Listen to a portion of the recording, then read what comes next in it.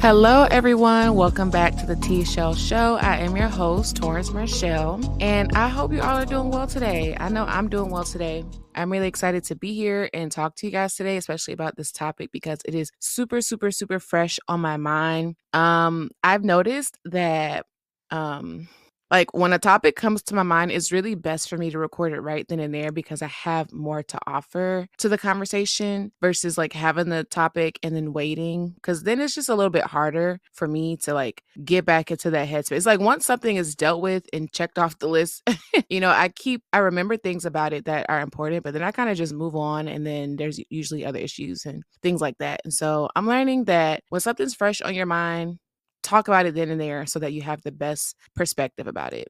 So, yeah, this is fresh on my mind. We're going to talk about boundaries today. Today was originally supposed to be a whole different episode with a guest, but I'm just going to say it was the Lord's doing for me to talk about this now because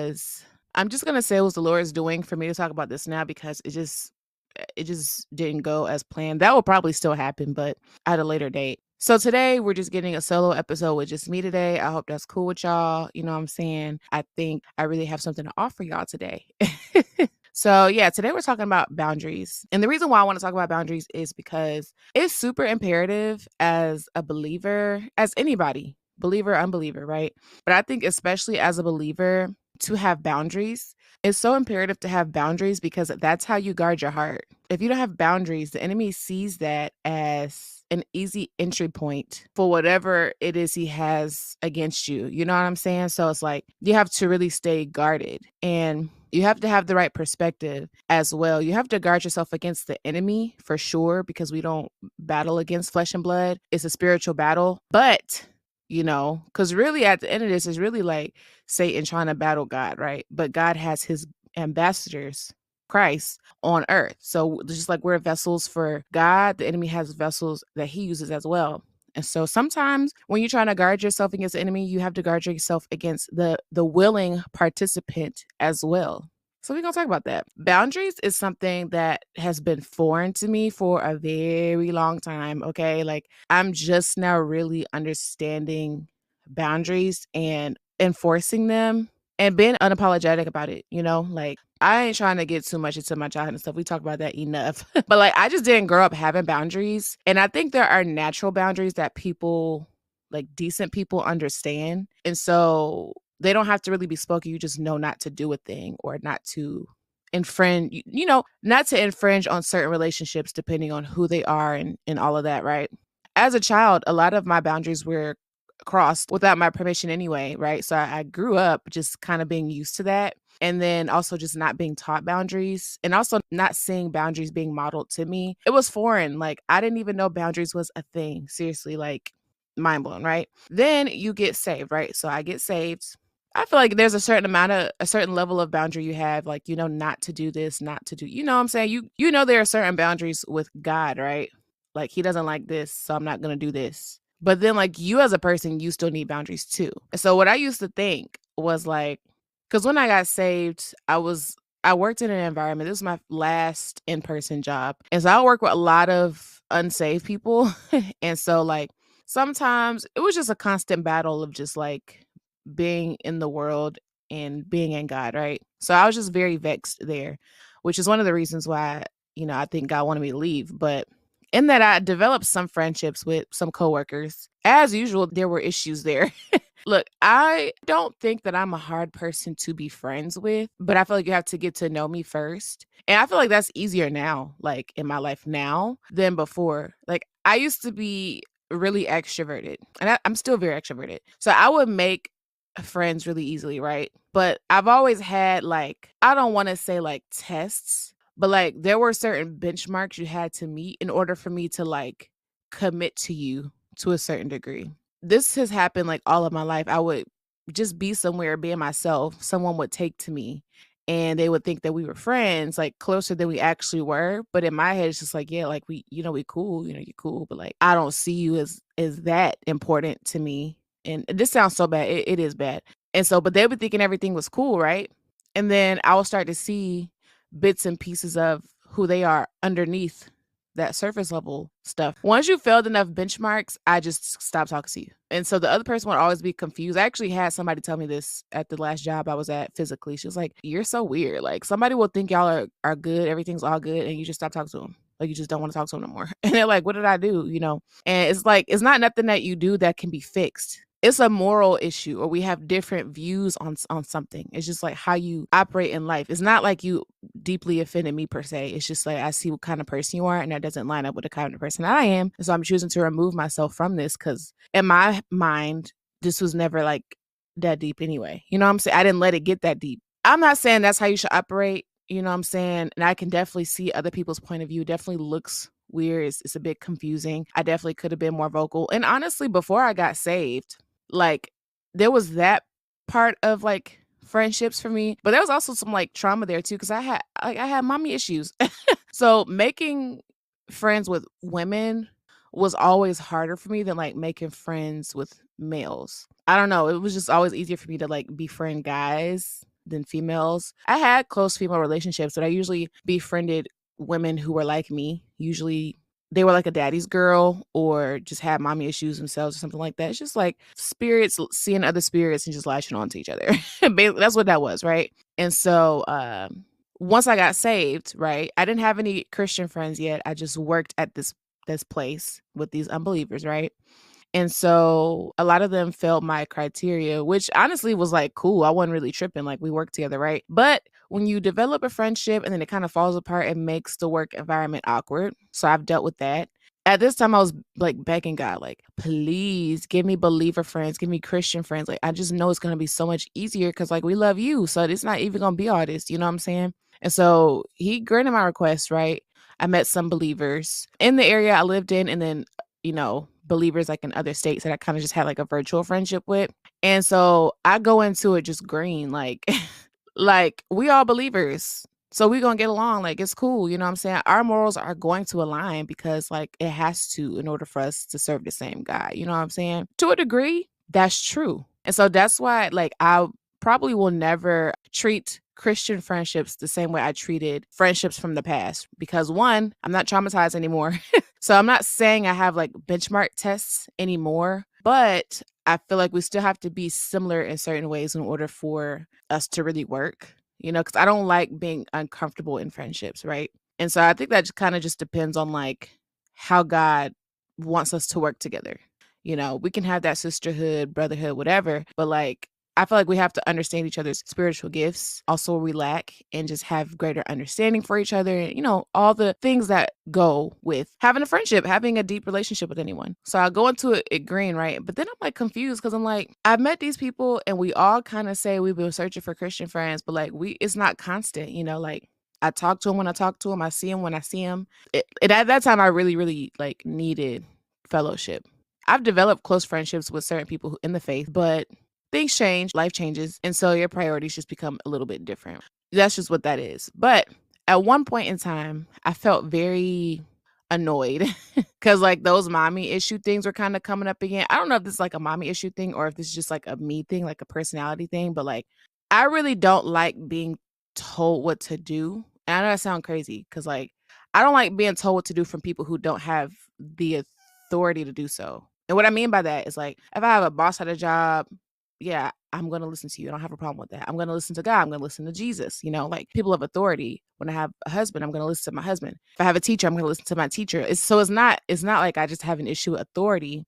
I just don't, maybe the better way to say that is I don't like unsolicited advice. I'll say it like that. And who does? Like nobody really likes unsolicited advice. I think I can say I can humble myself enough to ask for advice when I want it. And I know who to go to. I know who's wise enough to give me godly counsel concerning a matter.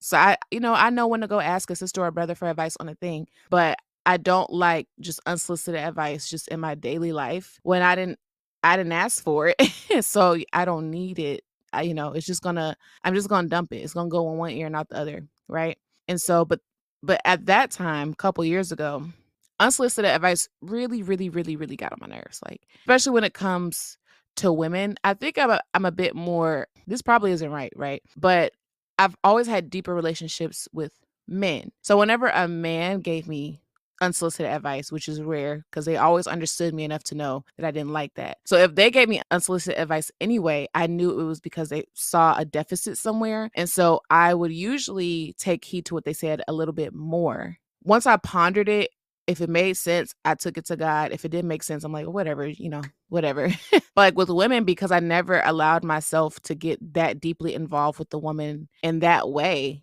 Let me not say it that way because this isn't romantic. I'm just saying, like, because it's harder for me to connect with a woman as a friend, unsolicited advice always came off as like you trying to like sun me. It always comes off like that.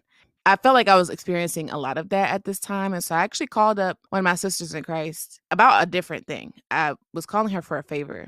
But then I think I just started like venting. And I was like, can I just tell you something? Like, this thing really bothers me. I don't know what it is. And it's like once I told her, she knew exactly what it was. Like she was like, yeah, I already knew that. It was easy to discern. And I was like, really? She was like, yeah, like I could tell that you get uncomfortable with certain things and when certain things are said. And So she said that she either had just started reading or had already read a book. It's called Boundaries, just called Boundaries, right? And it's by, I believe, Dr. Henry Cloud and John Townsend. And it's a book on boundaries, but it's a Christian book, right? And I'm really bad at like starting a book and not finishing it. I'm trying to do better with that. So I've never actually finished this book, but I've read a good chunk of it and it's a really good read. So if you're struggling with boundaries or if you're just trying to reinforce your boundaries or anything like that, I'd say take a look at it, read it. It's a good read. And so this is the first time I really I did a lot of yapping about friends. I did all the yapping about friends to say this. Like, this is the point where I really realized, like, hey, I probably need to work on having boundaries. And I could also tell that God was talking to me about the same thing. He's like, I'm not going to keep letting you run away from friendships and just cutting people off when the issues are usually easily fixable.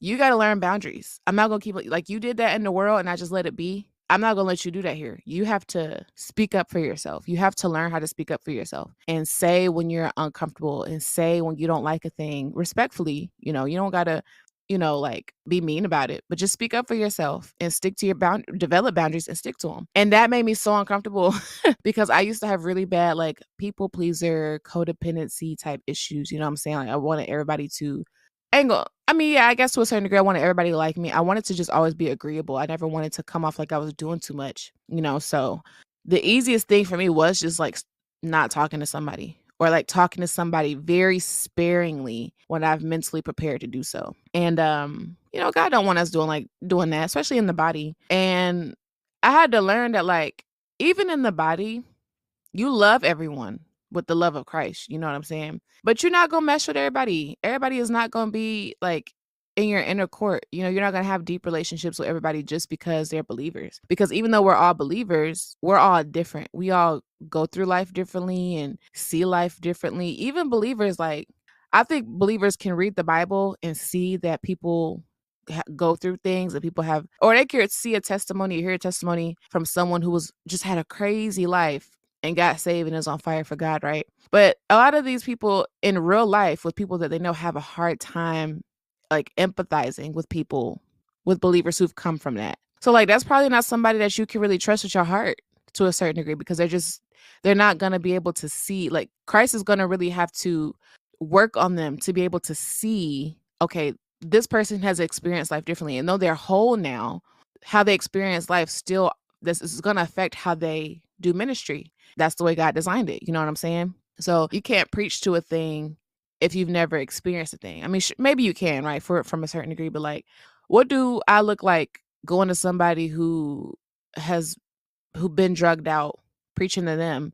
about drugs, and I've never been drugged out? Like, they're gonna be like, bro, you don't even understand. You know what I'm saying? So it's like different Christians have different lives and different walks and different ministries, and you can support them and love them. And I'm always going to do that for sure. I'm never going to hate my brother or sister. I mean, Satan may try, so I'm not going to say never, but like my intent is not to hate my brother or sister. No, I want to love everybody in the faith with the love of Christ. That's what I'm going to do. You know what I'm saying? But like, we're not all meant to be best buddies and just like, brunch all day, every day. Let's go and have Bible study. And you can do that to a certain degree, but you can't be close to everybody. And so that's what I had to learn. Even in the faith, you still have to find your people, your community, your tribe, like people who get you, who understand you and how you operate in your whatever you do, right? And people who are different from you can still, like I said, support their ministry, support them, love them, and spend time with them. I can look, any true believer, I don't care what, I think I can sit down with any true believer and have Bible study regardless of our differences in faculty. You know what I'm saying? Like, I don't, because we talking about word now. You know what I'm saying? I had to learn that. Now, I've been learning boundaries slowly but surely over the years until it got to the infamous 2023 year where I did the deep work. And because I did the deep work, it was easier for me to develop boundaries and enforce them. It was still kind of hard though, because at the end of 2023, some things came up that really kind of made me uncomfortable. And I was talking to somebody at the time, and they're like, "Why can't you just, like, say that you don't like that or say that you don't wanna do that?" And I'm like, "I don't wanna, like, make it a big thing. Like, let me just wait, and if this person does this, X amount of times, then I'll speak up." But, like, that's how I operated before, like, if somebody did something I didn't like, big or small, if it was small, I wouldn't speak on it because it's small, right? I wouldn't speak on it because it's small, but then those small things add up and then you just lash out at them when they don't even know where this came from. So that's not the right strategy to do. So let me kind of just shorten this up a little bit. I learned boundaries, right? And so now I think that I can be a better I know I can be a better friend to others, the friendships that I do have, because not too long ago, like literally last week, I had to receive unsolicited advice from a dear sister, and I just simply was like, "Nah, I don't no, mm-mm. But thank you." You know what I'm saying? Thank you, but no. I didn't feel any way about it. I like there was no disdain towards the person like what I would have had before. It's all of they received it well because it just wasn't a thing. And this is a small thing. This is how relationships are supposed to work. But when you come from a background of codependency and people pleasing and rejection and all that, it's hard for you to do that. So that's when I really realized, like, yeah, I'm healed. I'm free. I'm cool. Like I have boundaries. I can stick to my boundaries. I can speak up for myself now and not feel bad about it. Like I love that. And so having those boundaries, even with believers, is so helpful. And I think that really helps friendships to really stand the test of time. And I love that. And people appreciate that more too. Like, I've been told that, like, I appreciate the fact that you don't just say anything that, like, I want to hear. Cause I know I can trust your opinion when I ask for it. And so, that people pleasing stuff, people can see through it, by the way. Like, people can see that you're people pleasing, that you're trying to fit in, that you're trying to be something, that you're trying to whatever. But, like, you don't got to do that. Just let God deliver you from that and just be you. And don't be afraid to stand up for yourself. And that's that. And friends don't always agree. And that's okay. We're not supposed to all be like the exact same like robots. We're supposed to be different and unique. And that's kind of where that comes from. So that's like my boundaries with Christians. And I would recommend you to do the same. Like even in your Christian friendships, have boundaries. Don't be afraid to speak up for yourself and to say what you feel respectfully and not out of emotion. Like be able to control your emotions and just speak like, yeah, I ain't really like that, sis. I ain't really like that, bro. I didn't appreciate that, Or if it's like, if they done something to you, but if it's just like unsolicited advice that you don't like, just be like, I don't really like unsolicited advice. Like I can come, I trust your opinion, and I can come to you and ask you for it. I love that you care about me enough to try to help me and everything like that. But like, I'll ask for it, but I appreciate you all the same. That's okay. And if they really love you and they're not wrapped up in their own selves and their own emotions and all that, they'll understand it. They're not even gonna take offense to it. They're like, oh yeah, my bad, sis. Okay, cool. Y'all can go ahead and continue loving each other like you're supposed to, right? So that's like boundaries with believers. This is where it gets a little tricky. So like I've done a pretty good job of cutting off worldly relationships that can be cut off, right? Like my kid's dad is not a believer. That's had his fair share of challenges, but I can't just cut him off because we have kids together. So that's just something that I have to deal with. I got to take the good with the bad. But God has really done a work within that relationship. There are still boundaries that I have to have with him because he is unsaved and because I know what spirits operate in him. I have to have boundaries between our between us with our personal relationship. But like, that's not a relationship I could just cut off because we share children. But like other people from my past, cut off. And even if I didn't want to cut somebody off, like God had it happen anyway. He's like, look, no, you cannot be friends with the world no more. Like, cut these people off. They gotta go. So I have one friend still right now that, she live how she live, right? But she's a good person, right? She's cool. I love her. And all that, right? But like my best friend that I had from like middle school, done. Right. And it's not even no beef or nothing like that. But God was able to show me why I was so drawn to her, why I overlooked her wrongdoing so much. And these are like, again, like morals and principles. Like she didn't actually like betray me per se, but she just did things that I wouldn't have done and didn't do things that I would have done. It was just some weird things there, but I overlooked them because I loved her so much. That was my only best friend like in life. I've only had one for real best friend. So yeah, that got cut off after years. Like me and her have been friends since 2006, 2007. That's done. And I still have love for her, but like, I don't want to see what she's up to. I don't want her to see what I'm up to. Like, that had to be severed, right? Other relationships I've had with people since childhood or even since high school or since whenever, right? In the past, it had to go. And so I'm the queen of blocking. Okay, I will block a person so quick. But then, like, I was talking to other people and they were kind of just like, you don't have to block everybody. So I tried to stop. I tried to stop blocking people and just like, because like a lot of the past relationships were on like my actual personal Instagram. I know I tell y'all about like Torrance Marchil, but that's not really like a personal Instagram. It's kind of like my content creator business brand type of Instagram that was created like a few years ago. But like my actual personal Instagram that I've had for years, like since high school, basically, that was my personal one. And that was like it was T.chelle. And everybody I went to school with is there, everybody that I knew, or just people I met on vacation, like literally just random people and people from my past were on there. That's where a lot of people had access to me. So I would get messages all the time from like people that I just was like, we ain't talked in years since I was in like high school. But I'm wise enough to know now that like if somebody from my past messages me, there's something to that. It's not just a random message, right? So I got tired of just seeing all that. So I just deactivated the Instagram. It might be deleted now. I don't know. But it's gone. I haven't logged back in. You can't find me on there at anymore. So then I moved to just my Torrance Marchil, right? Now, there's not a lot of people from my past who follow me on there because again, the page was originally for like veganism and health and wellness, and then it kind of evolved just to like being my personal brand. So nobody from my past followed me on there. Like a couple people that I'm still sort of cool with follow me there, but like people from my past knew about my page, and I know that because I've seen people.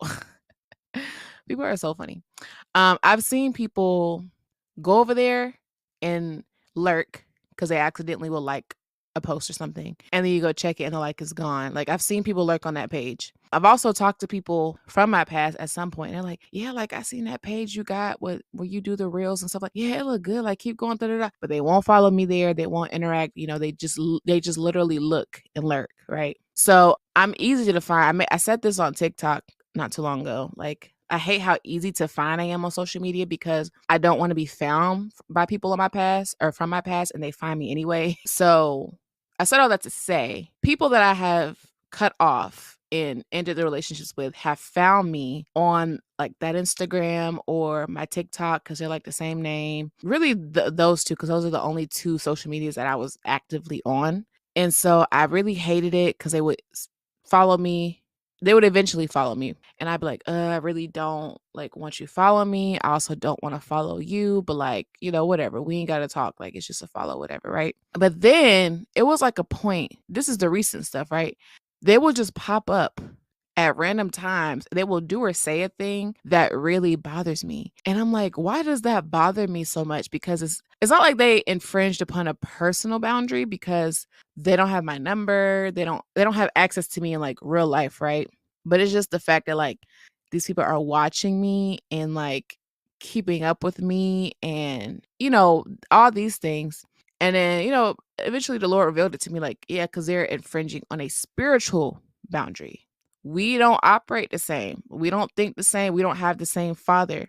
I don't want anything to do with you, respectfully. I don't want you to have anything to do with me. I don't want to know what you're doing. I don't want you to know what I'm doing. I don't want you to even feel like you have access to me because I allowed you to follow me and I followed you back just to be cool, whatever. Like, I don't even want that. And that may seem extra to some people, but it's really not. Like, even if it is, so what?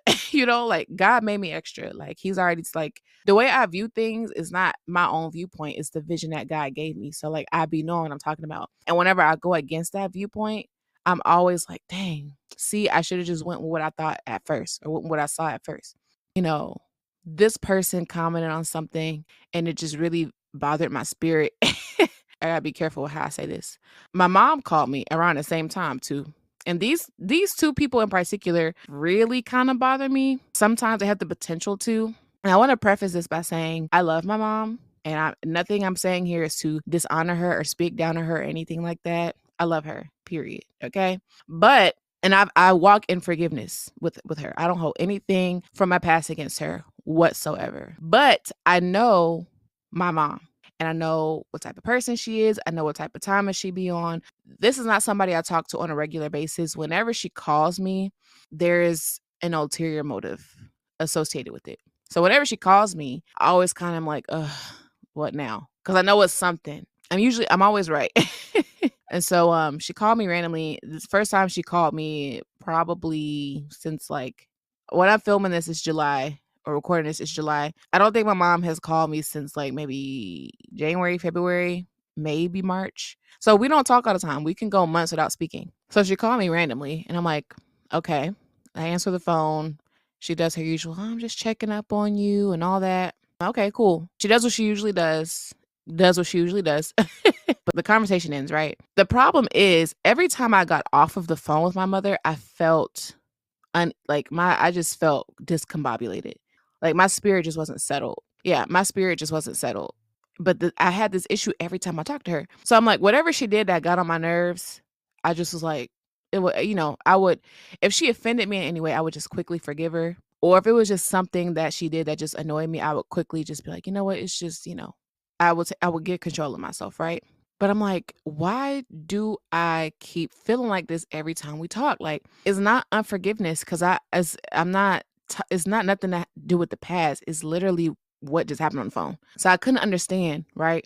And then she calls me again probably like 2 days later, which is still odd because even when we do call each other, it'll be a minute when we hear from each other again. So she calls me for a favor. She needs me for something. I'm like, okay. She asked for something that I did not want to give her. But I had given it to her before for a different reason. So I'm like, okay, whatever. I gave it to her, right? Then she tries to, so she already got what she needed. So she really just wants to end the call. But she's just playing it off like, oh, how are the kids and blah, blah, blah, blah, blah, right? To try to play it off like she didn't just, like she didn't just do what she did. And I hung up the phone feeling just very, very, very bothered. And I'll add some context to this.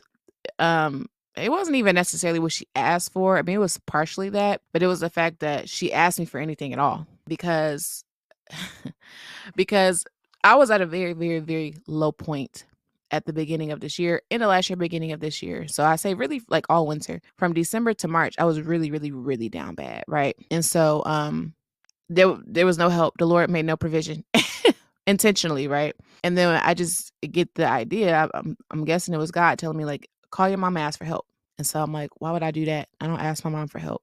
And so it wouldn't leave my head. So I'm like, let me just call and ask for help. Now, the reason why I usually wouldn't ask her for help because she usually can't help, right?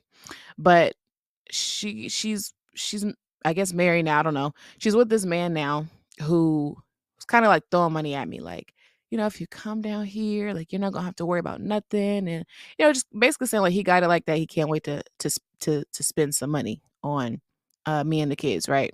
So I'm like, okay. God's like, okay, well, you need help, right? Ask.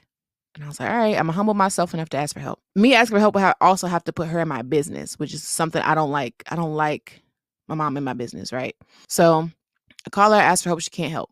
Her or this man can't help because they don't have the means to help. And I'm like, it's not even the fact you can't help. Okay, cool. But it's like, why did y'all paint this picture like y'all was swimming in dough? What, a couple days ago? A week ago? And then now when I need some help, yeah, y'all ain't got it. So I thought that was interesting. So I let it go, right? But then the issue that I had, my mom never called to check up on me to see, are you okay? Are you and the kids okay? Like, how's everything going? Something someone who's trying to genuinely build a relationship with their child would do, right? That none of that happened. Didn't hold it against her because I know how she is, right? Like, it is what it is, right? But then the fact that months later you could call me and ask for a favor, and this has nothing to do, like, she didn't ask for money or nothing like that, but like what she asked for didn't have anything to do with what she said it was for. So it just felt like she was being sneaky too about it. And so I was like, what? Now at the time, right, months ago when I was down bad and asked her for help, I was already questioning God, like, God, should I block her? Like, should I block her? But like I just left it at that. I didn't know. So I just didn't do it. Man, I'm like, maybe I'm just operating out of emotionalism or whatever, right? So I left it alone. But this time when she called me, it wasn't just because she asked for a favor or what she asked for. It's just because she do what she always do. And I'm like, God, like, I don't know.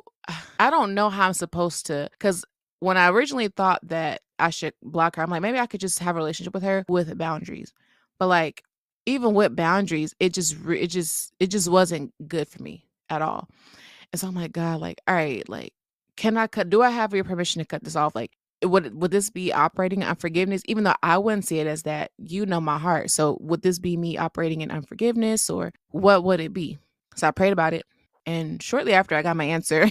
And it was an article about Christians and boundaries with family, with friends, with family, and all that, right? And so, in a nutshell, it said, look, reconciliation is the first point, right? Like, if you can reconcile, do that. That's not an option. Like, I mean, me having a relationship with her in the first place is me reconciling, because I'm not, like, forget all that. If we can have something, let's have something. But that's not working. There have been times where I've tried to talk to her about a thing. She's just not at a place where she can receive any perceived criticism or anything like that. So that's just not an option, right? And so, they're like, if this is just really disturbing, your mental health, physical health, spiritual health, and all of that, then maybe it is time to cut the cord. And so it went on in deeper detail. I'll try to leave the article in the description box below for anyone who's having a similar issue. But yeah, basically I got my confirmation, like, it's okay to cut the cord. Now, I compromised though. So I'm not going to block her because she's still my blood family, right? Now, I know in this, like, when you become saved, you become a part of like a new family in Christ, your biological family does not take precedent over, your family in Christ or your relationship with Jesus or anything like that. But I didn't want to do like the woman who birthed me that bad, like to block her from my phone anyway. Like, social media, yeah, but like not personally, because God forbid something detrimental happens, I want her to be able to reach me. It's just like I can decide not to answer her calls and texts. Like, that's fine, And so that's pretty much the approach I'm taking. Just, I'm not going to interact. I'm not going to answer anything. Again, unless something detrimental happens, like, I'm not going to turn my back on her. You know what I'm saying? Like, and that's something God told me too. Like, your heart is not, you don't want vengeance, or you don't want to do your mom evil. If my mom called me, if I got $1 million and my mom called me and said, I'm homeless, I'm buying my mom a house. You know what I'm saying? I'm going to put her up and make sure she good. She don't got to pay no bills. If my mom is hungry and I could give her food, her fridge is gonna be packed. You know what I'm saying? My mom don't drive, right? But if she did drive and car broke down, I'll get it fixed. I'm not gonna turn my mom away in need. And again, God forbid something happens, I want somebody to be able to get in touch with me. So I'm not gonna block my mother, but I am cutting the cord for any type of relationship until she allows Christ to work on her. Because what's happening is I'm continually forgiving, but I'm forgiving someone that's not repentant. There's two types of forgiveness in the faith, right? In life, in the faith, whatever, right? The first type of forgiveness is when someone does wrong to you, they harm you in some sort of way. You tell them, hey, that hurt my feelings, or I didn't like when you did that. And they say, oh, I'm sorry, my bad. I didn't even know. I didn't intend to do that. I won't do it again.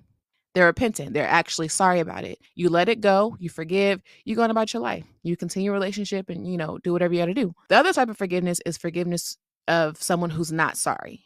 So they've never said sorry. They're not sorry. They don't show you that they're sorry. You forgive them anyway. This type of forgiveness is not for them. This is for you, because you're refusing to let anger, bitterness, hatred, and resentment take hold of your heart. You're refusing to have that happen. And you're also humbling yourself enough to know that, hey, this person is a broken individual that the enemy uses. Just like at one point in time, I was the same way. I was a broken individual that the enemy used as well. That person's done wrong. I've done wrong. That person has been wronged, just like I've been wronged. And so you humble yourself to understand that nobody's better than the other. You just chose different, right? And so because you chose different and you cast your burdens on the Lord, you forgive them for the sake of your heart. And you allow the Lord to work on your heart. You can decide whether or not you still want to have a relationship with them. And if this was anybody but my mom, I would have been cut it off, right?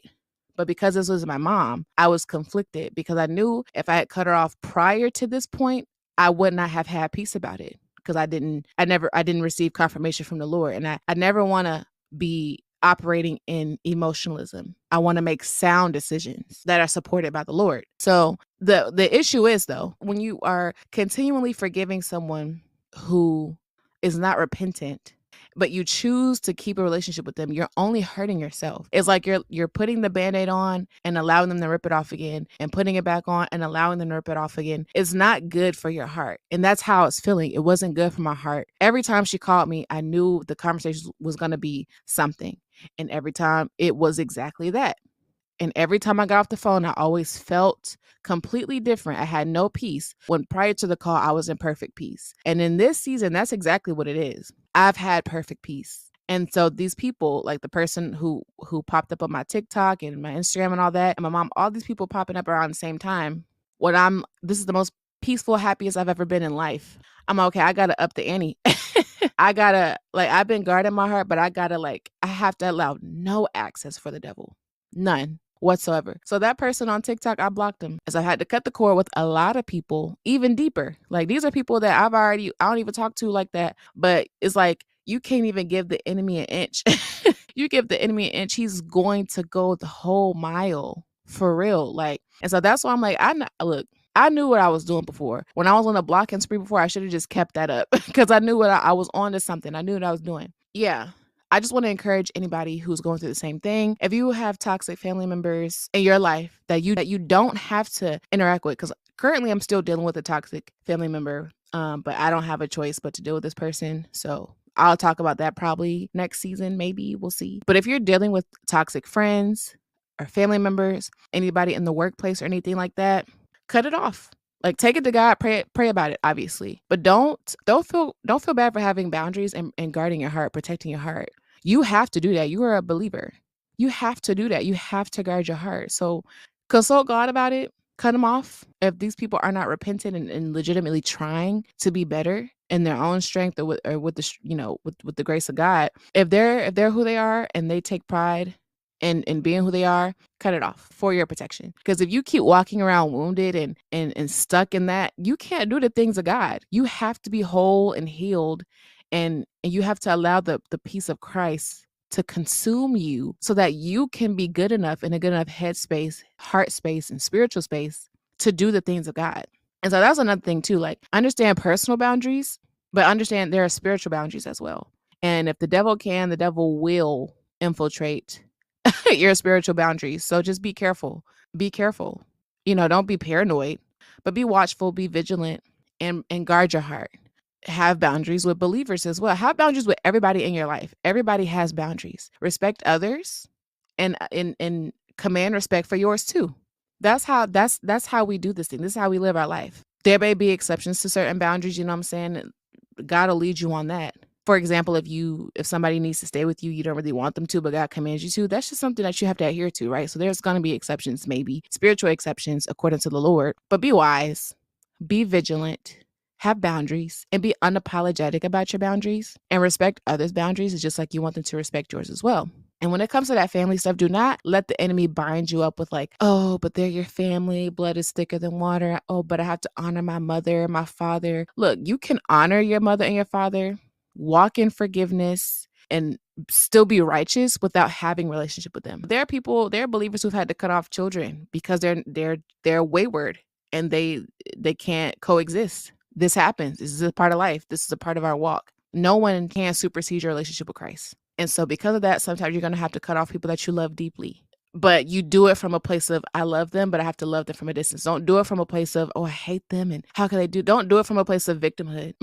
No, cast your cares before Christ. Let the relationships go and walk in peace. If and when the Lord decides to reconcile us back together, I'm open to it for sure. So I've talked enough about boundaries. I can't wait to hear what anybody has to say about this. If anybody has anything to say, Torrance Marchil on Instagram and the T.chelle Show on Instagram as well. Comment down below if you're on YouTube. If you're not on YouTube, you can find me on YouTube. If you're in the car and just want to listen to this, or you're in the car washing dishes or anything like that, you can find me on Spotify and all of the other streaming platforms, but all of that information will be down in the description box below. I'll see you in the next one. Bye.